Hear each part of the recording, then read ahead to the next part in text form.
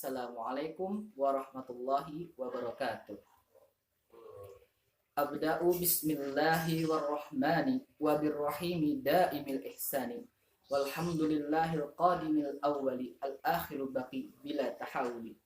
Thumma salatu wassalamu sarmada ala nabi khairil mustafa Sayyidina Muhammad ibn Abdullah wa ala alihi wa ashabihi wa mawalah wa man tabi'a sunnatah ila yaumil qiyamah. Raditu billahi rabba wa bil islami dina wa bi Muhammadin nabiyya wa rasulah wa bil Qur'ani kitabah wa bil Ka'bati qiblata wa bil mu'minina wal mu'minati ikhwana. Segala puji serta syukur terhadap Allah Subhanahu wa taala yang mana telah memberikan limpahan karunia-Nya, limpahan nikmat-Nya hingga saya dapat menyelesaikan video ini tanpa suatu hambatan yang berarti.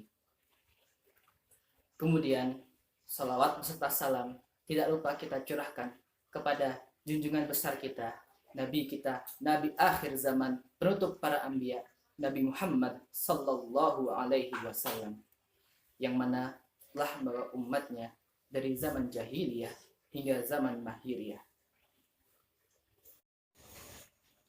Perkenalkan, saya Padu Dauda Sulaiman dari Fakultas Ilmu Tarbiyah dan Keguruan UIN Sunan Kalijaga Yogyakarta, jurusan Pendidikan Bahasa Arab. Pada kesempatan kali ini, saya akan membawakan resensi dari sebuah buku yang berjudul Politik Antarbangsa karangan Hans J. Morgenthau. Pertama-tama, saya akan menerangkan tentang identitas dari buku ini. Buku ini pada aslinya merupakan buku yang berbahasa Inggris dengan judul asli Politics Among Nations: The Struggle for Power and Peace, yang dikarang oleh Hans J. Morgenthau, yang kemudian disempurnakan oleh Kenneth W. Thompson, lalu diterjemahkan ke bahasa Indonesia oleh beberapa penerjemah, yaitu S. Maimun, A.M. Fatwan, dan juga Cecep Sudrajat.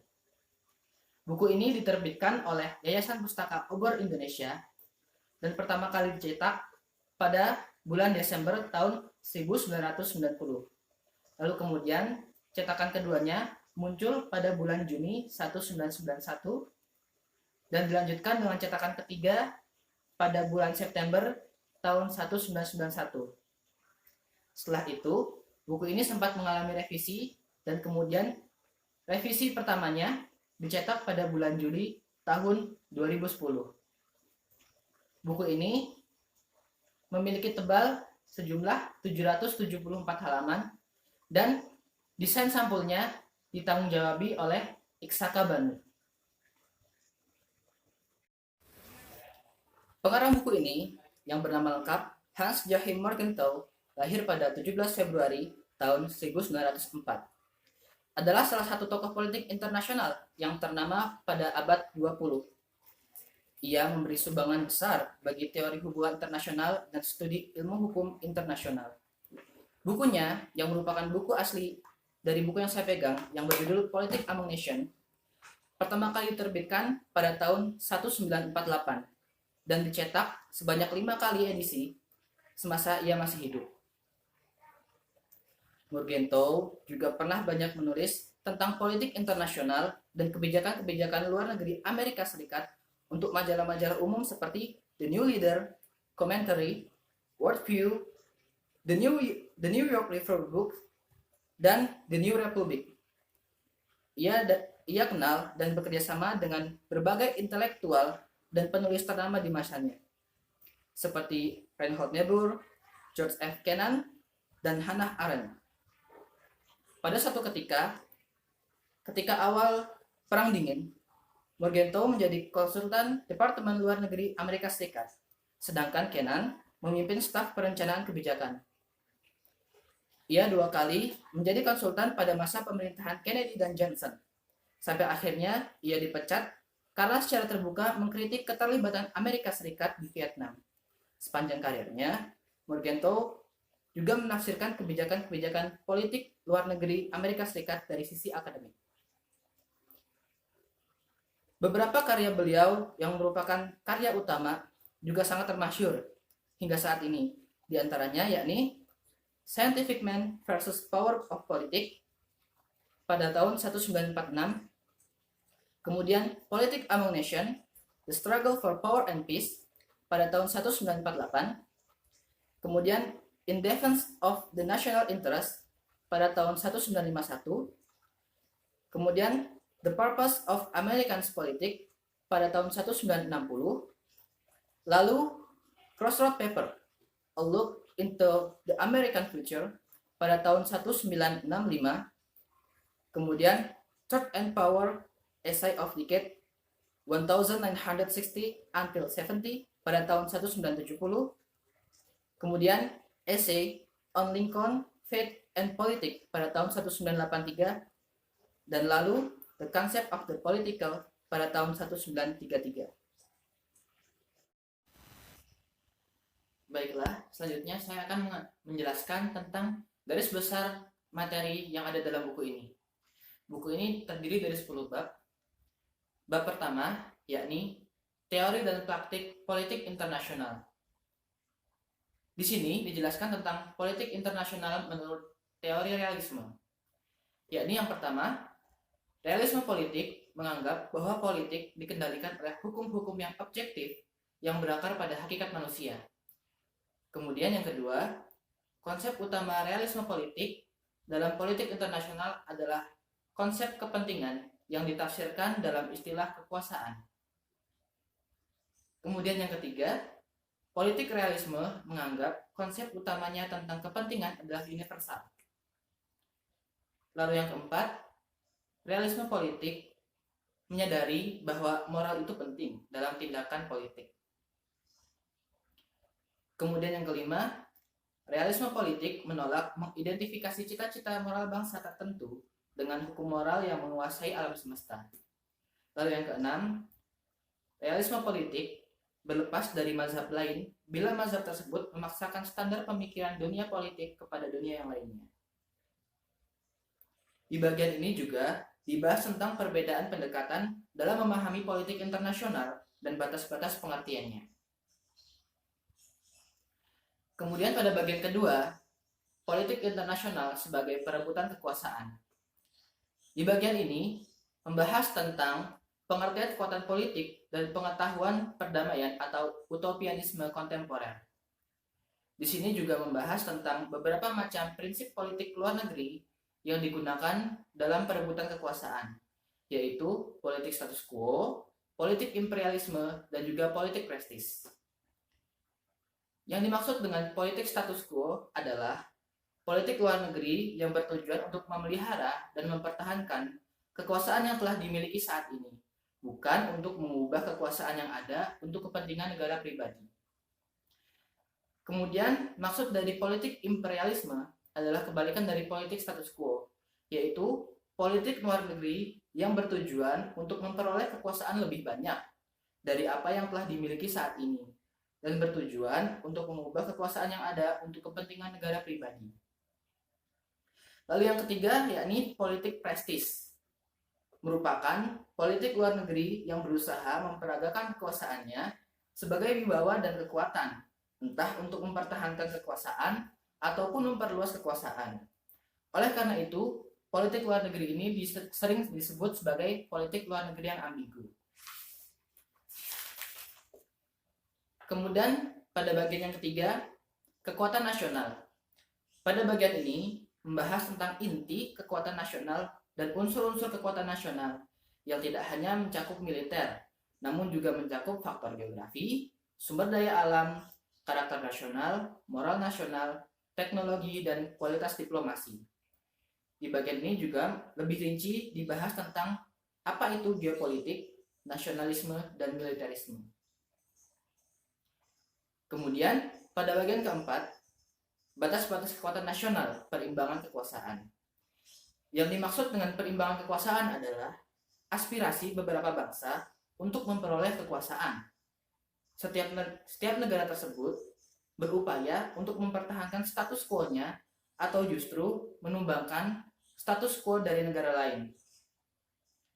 Di bab ini juga membahas tentang berbagai cara dalam mewujudkan perimbangan kekuasaan, seperti dengan memecah belah untuk menguasai, atau melalui kompensasi-kompensasi, atau juga melalui yang disebut persekutuan.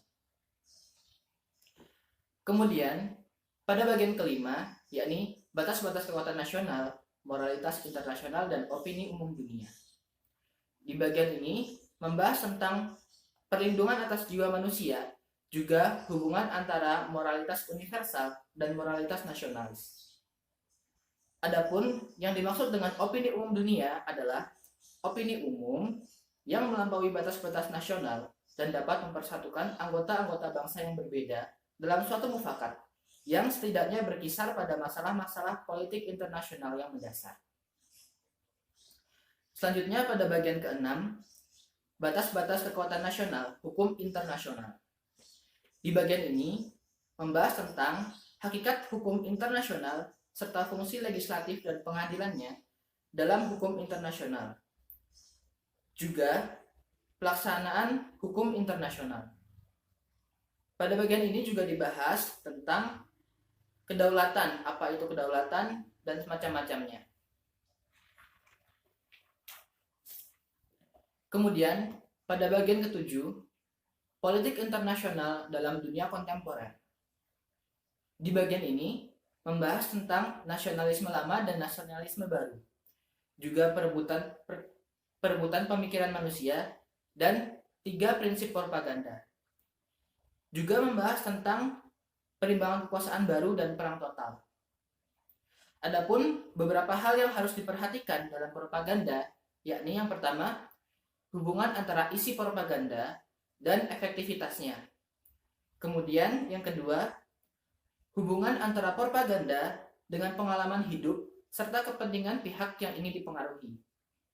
Lalu yang ketiga, hubungan antara propaganda dan politik luar negeri yang dilayaninya.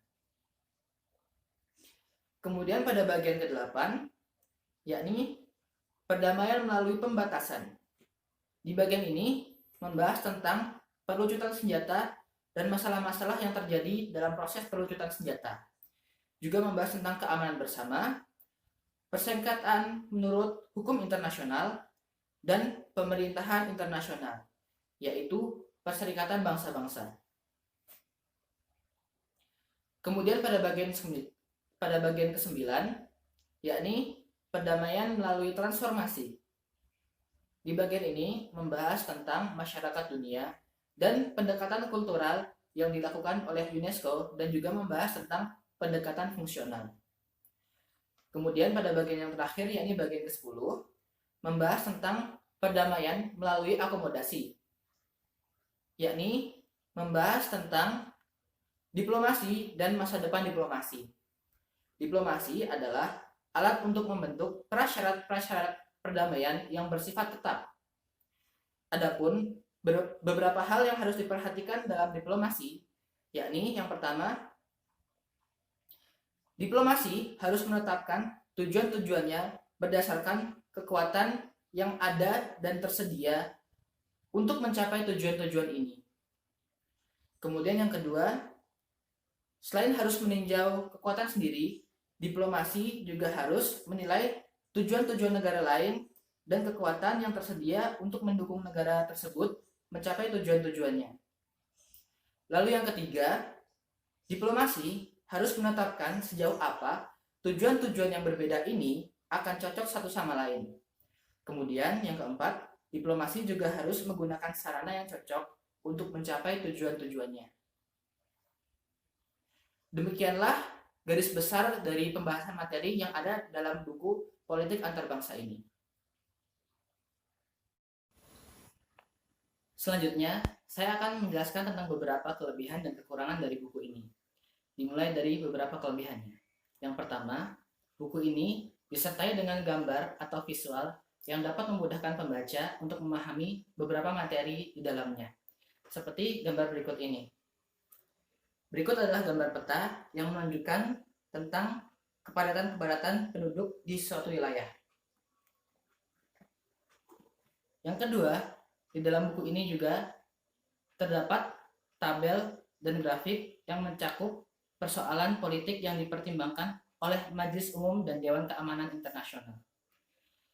Lalu selanjutnya dalam buku ini juga mencantumkan sebuah glosarium yang berisi tentang penjelasan-penjelasan singkat dari kata yang rumit ataupun pengenalan sedikit dari beberapa tokoh. Kemudian yang kelima, di dalam buku ini juga dicantumkan piagam Perserikatan Bangsa-Bangsa. Dan selanjutnya di sini juga terdapat indeks untuk mempermudah pembaca untuk menemukan pembahasan-pembahasan yang ingin dicari. Kemudian dari sisi kekurangannya, sebagai pembaca awam, sebenarnya saya tidak menemukan banyak kekurangan di sini. Namun akan saya jelaskan beberapa. Menurut saya, di sini terdapat satu atau dua kekurangan. Yakni yang pertama adalah karena buku ini merupakan buku terjemahan. Saya sebut kekurangan karena beberapa kalimat di dalamnya memiliki makna yang sulit untuk dipahami. Saya berkesimpulan itu disebabkan karena perbedaan istilah yang digunakan dalam bahasa Indonesia dan bahasa Inggris. Lalu, kekurangan yang selanjutnya, di dalam buku ini terdapat beberapa coretan ataupun bekas cap stempel yang sedikit mengganggu untuk dibaca. Kemungkinan ini bukan merupakan salah dari penulis, namun ini merupakan salah dari percetakan. Baiklah, mungkin hanya sekian yang dapat saya sampaikan. Kurang dan lebihnya mohon maaf. Inni kuntu minaz zalimin. Wassalamualaikum warahmatullahi wabarakatuh.